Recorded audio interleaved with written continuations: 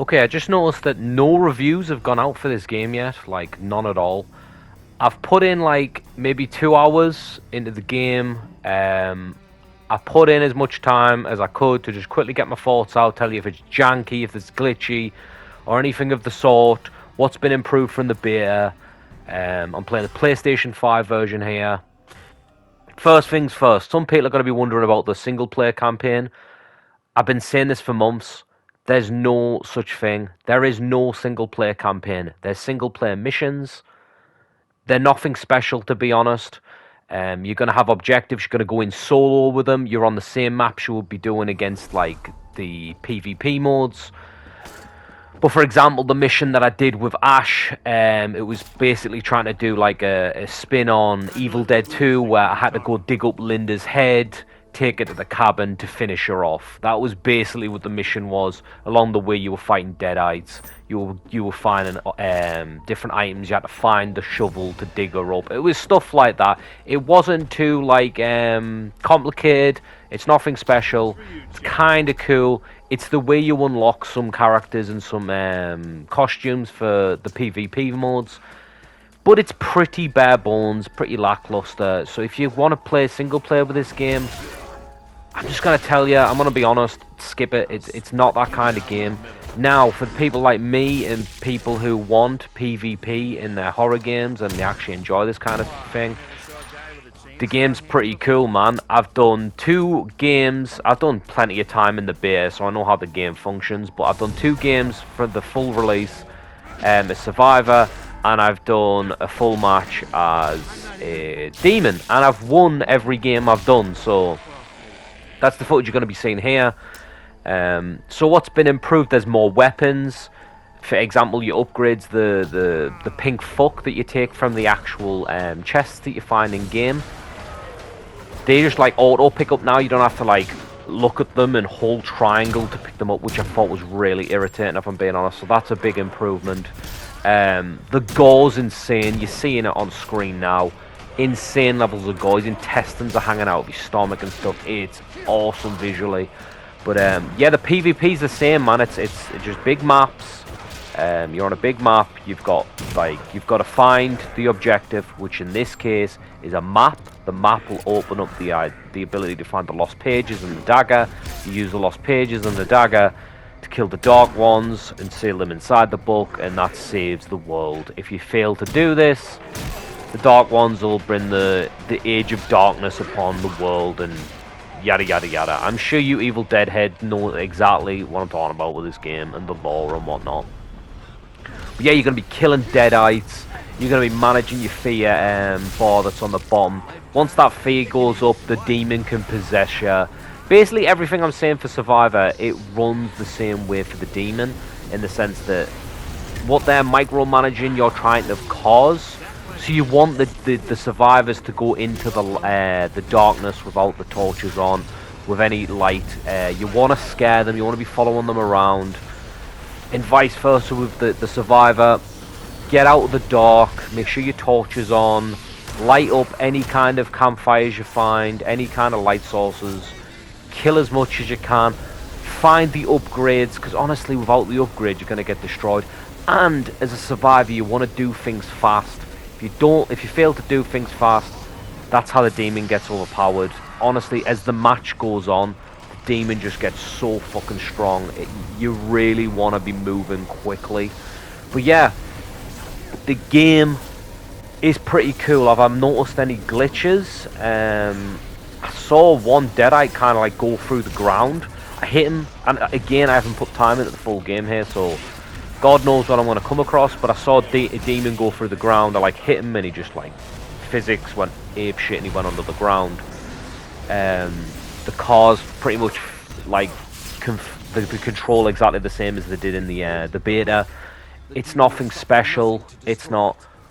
But overall, the game's awesome. I have a blast with it. I'm having a great time. I'm still having a great time, even though I don't know how much time I put into the beta, man. It was kind of silly because now I've got to do all that grind again. There's a massive skill tree on all characters. So you've got a player level, which is just the amount of time you've basically put into the game.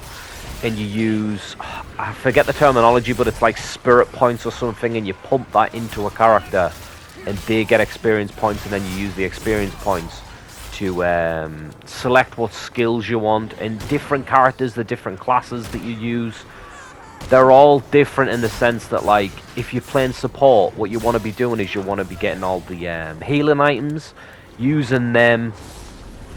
That'll bring up other people's health when they're near you, because when you heal, they get a little bit of health back. It's stuff like that, like using Ash from Evil Dead 1.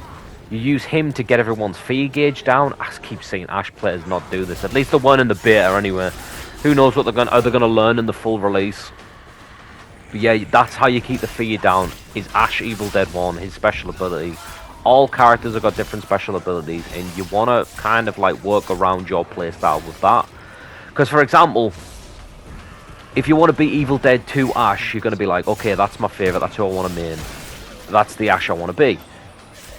But he's better with ranged weapons than he is with melee. So if you playstyle as melee, you want to be going with more like Army of Darkness Ash or Scotty from Evil Dead 1. That's your kind of playstyle there. If you want to be a more well-rounded character, you've got like Ash from Ash vs Evil Dead. And then support is like Cheryl, Evil Dead 1 Ash. You get my point. There's different classes, and you've got to work around that more than think, oh, that's my favourite character, that's what I'm going to be with. The way I look at it is, you kind of go like, what's your favourite movie? For example, if I go Ash, my favourite is Evil Dead 1. Then you've got a little bit of a selection now. You've got Scotty with your melee, you've got support with Evil Dead 1 Ash, and Cheryl is again support. Go Ash versus Evil Dead, maybe that's your favourite. You've got Leader with Ash, you've got Pablo support, and you've got Kelly with Hunter. So just look at it like that instead of looking at it as one character. And I see loads of people picking different characters as well, which I'm really surprised by. I thought the whole roster would just be picking Ash all the time, because you know what people are like. If you can't be Ash, why am I playing Evil Dead? But there's people forget there's a lot of cool characters in Evil Dead. It's not just Ash. Sure, Ash is the daddy, but there's other characters too.